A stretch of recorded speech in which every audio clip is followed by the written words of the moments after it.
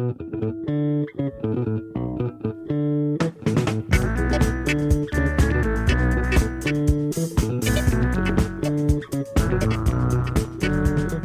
ora, I'm Sharon Brett-Kelly and welcome to the Details Long Read. This week, a story from North and South magazine's April issue about Kunekune pigs. It's called This Little Piggy Went to Europe and it's written by Gregor Thompson. From Down Under to Downey Jr., the rags to riches story of the Kunekune, New Zealand's cutest ambassador. Gregor Thompson has taken many of the photos too, which you can see in this month's issue of North and South. This is This Little Piggy Went to Europe. It's the day before New Year's Eve and it is miserable outside. A small blonde boy wearing a too big blue rain jacket looks upset. "Waar is Anton?" he grumbles, hiding behind his father's leg. To the child's evident disappointment, Anton is not in his sty. He has been led towards his friends in the nearby goat and sheep enclosure. When Anton is finally spotted, he seems unconcerned. Minding his own business, he waits patiently for a bread roll. He is everyone's favourite, says Anna van Beek, one of the staff at Kinderboerderij de Uilenberg, a small petting zoo in Western Amsterdam. We never have to worry about him and he's great around the kids. Anton is the oldest of 3 Kunekune pigs here. His younger companions, who live in a separate pen and are more high energy than Anton, are called Sophie and Kalla. The Dutch have a thing for petting zoos. Amsterdam alone has 13. Anton, Sophie and Kalla are not all that unique either.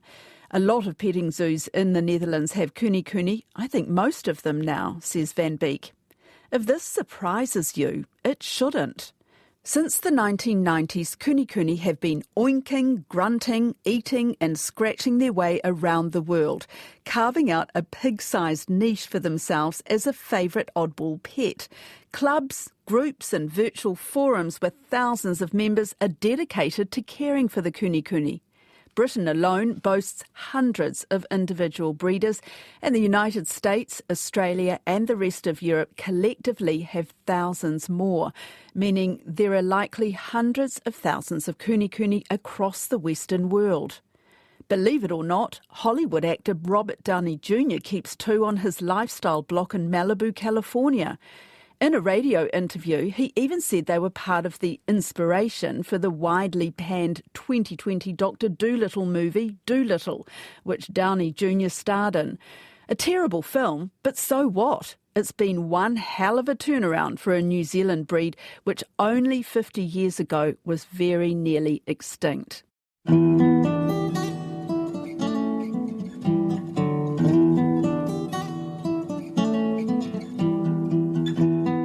Type Kunekune into the Te Aka Māori dictionary, you'll be told that it's an adjective meaning to be round of appearance, plump, fat, tubby.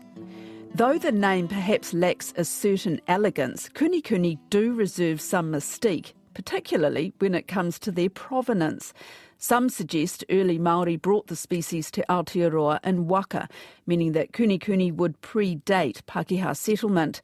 This claim was made on the grounds that the word for pig, puaka, in Old Polynesian and poaka in Te Reo Māori, are similar, but these words were later discovered to be transliterations of the English word pork. A lack of archaeological evidence also casts severe doubts over this theory. Others propose that Kunekune are a breed that got friendly with Captain Cookers, the porcine passengers brought over by Captain Cook that now dominate New Zealand's wild pig population. The issue with this theory is that it is unlikely the pigs on the Endeavour had the Kunekune's iconic wattles or tassels, which hang from the lower jaw. The only other pigs with such tassels are variously Polish, Lithuanian or the American red wattle hog breeds. According to DNA analysis, Kunekune have Asian ancestry. So where does this leave us? A 1991 paper in the Journal of the Royal Society of New Zealand posits that Spanish and Portuguese mariners sailing from the China Seas brought the animals over sometime between 1795 and 1840. The most complete theory is that Kunekune arrived here with early 19th century American sealers as the breed known as Poland China, a combination of European and Chinese breeds, and then evolved from there. Whenever and however they arrived, the pigs promptly ended up as part of the local diet. For years, Kunekune provided a vital source of meat and fat, until European methods for procuring meat edged out Māori traditions, after which the population steadily declined to near extinction. This would have been the end of the story if it weren't for a traveller from the English countryside who arrived in New Zealand in 1966.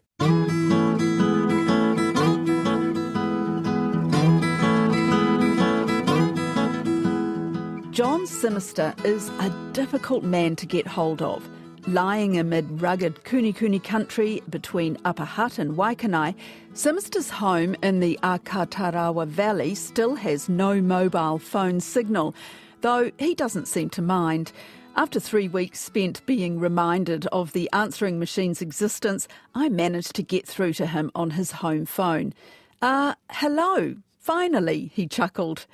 Despite having moved to New Zealand as a 24-year-old, his English accent is instantly discernible. In 1972, after taking a few years to get settled, a period which included owning a dairy in the Wellington suburb of Strathmore, Simister and his now ex-wife Carol set up Staglands Wildlife Park on the edge of the Akatarawa River. Not long after, Kunekune entered the picture. Simister tells me it all started at what was then called Hilldale Zoo, now Hamilton Zoo. Simister had been travelling around, getting to know New Zealand, stopping in at places around the country that piqued his interest. During his visit to Hilldale, he spotted 2 unusual pigs in a pen and was sufficiently intrigued to ask the staff a few questions about them. The response was one of astonishing indifference, he says. These are Kunekune, he was told, and there are practically none left. These 2 might be the end of the breed. No one seemed that fuss about it except Simister, who recalls exclaiming, "You can't just let them die out." A few months after this first encounter, Simister's friend Michael Willis, the founder of Willowbank Wildlife Reserve, was visiting from Christchurch.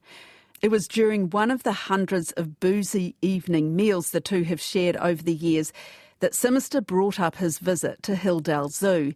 Simister brings the occasion back to life in his very entertaining memoir Staglands, The First 40 Years.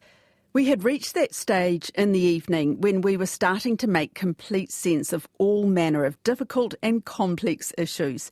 I happened to mention a funny little Walt Disney-type pig I had recently seen and that I hoped to get a few. Michael sat bolt upright, his sparkling eyes about to pop, red wine spilling from his glass as he thumped the table. "We have to find them! Save the breed!" he roared. And that was that. In a flat-deck truck, Simister and Willis zigzagged the North Island looking for Kunekune with which to save the breed. According to Simister, after 2 fruitful trips, they returned to Akatarawa Valley with 17 pigs. The pair then drew lots on Akatarawa summit to see how they would divide them.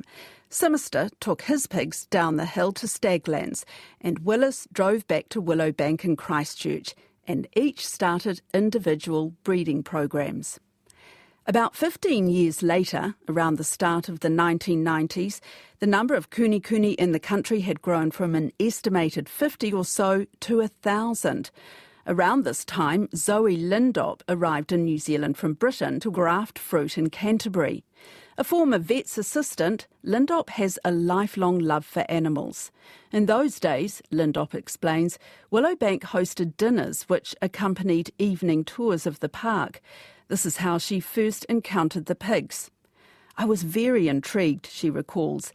"Their stature, their colourings, the tassels under their necks, they were distinctive. I had never seen a pig like them.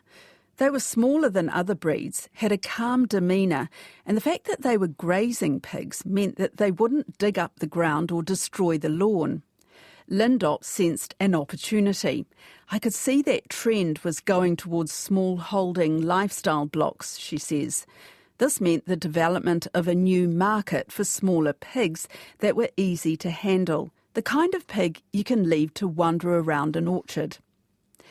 In 1992, Lindop, with the help of Michael Willis, took 5 kunekune, 3 sows and 2 boars, back to Britain with her. The following year, as interest from the British public grew, she imported 6 more.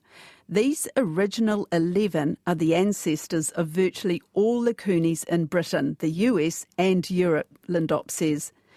In 1993, she founded the British Kunekune Pig Society, called BKKPS. 3 decades on, the BKKPS and its European and American equivalents, the EKKPS and the AKKPS, have thousands of members who exchange tips, share breeding contacts, organise tea time chats and participate in best in show competitions.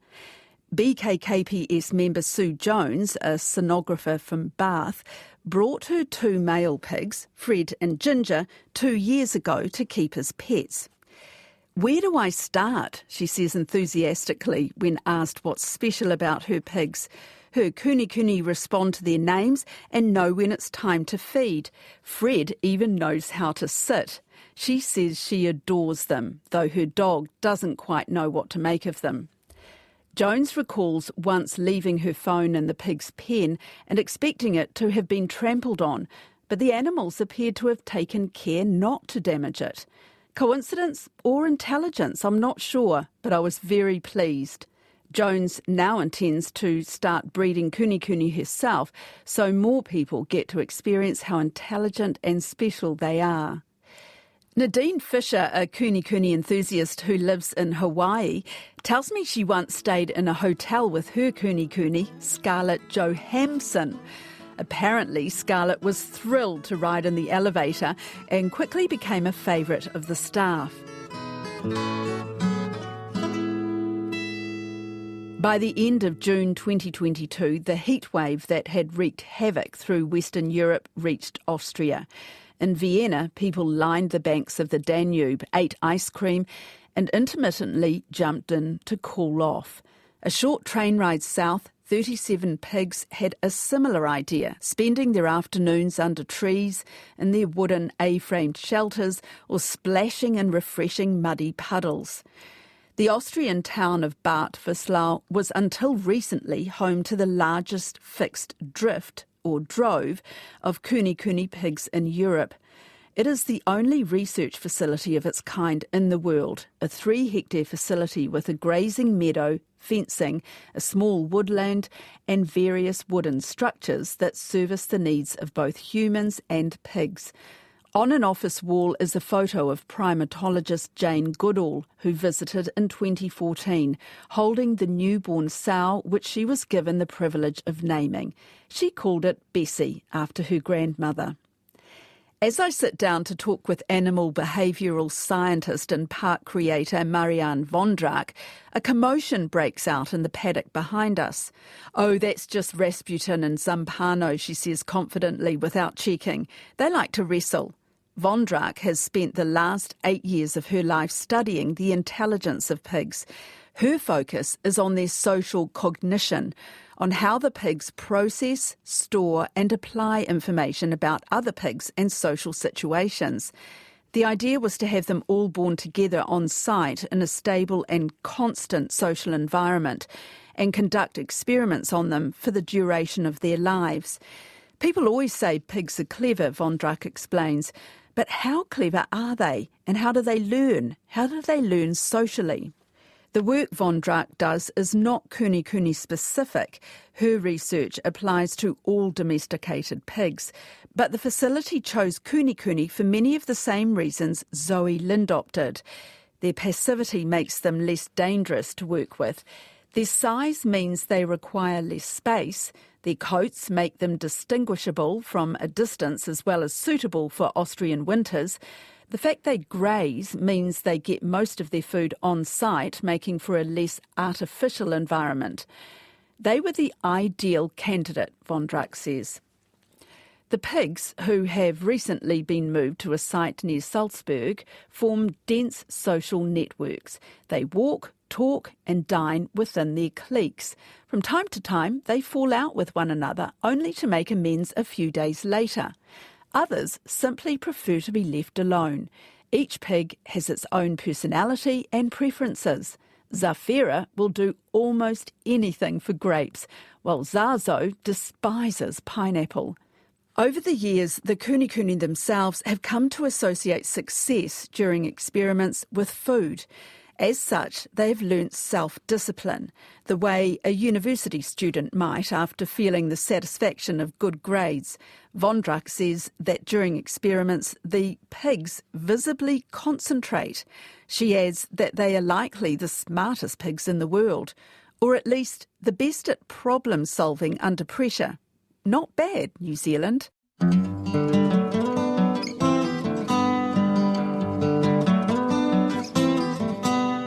John Simister knows his conservation efforts to save the Kunekune have been successful, but when asked about it, appears frankly unfussed about the accomplishment. Maybe it would have been nice to keep them all to ourselves, he says, apparently only half joking. Though I guess that'd be a bit selfish. Reminiscing on the roadie taken with his friend Michael Willis all those years ago, the word Simister used to describe the adventure was enlightening.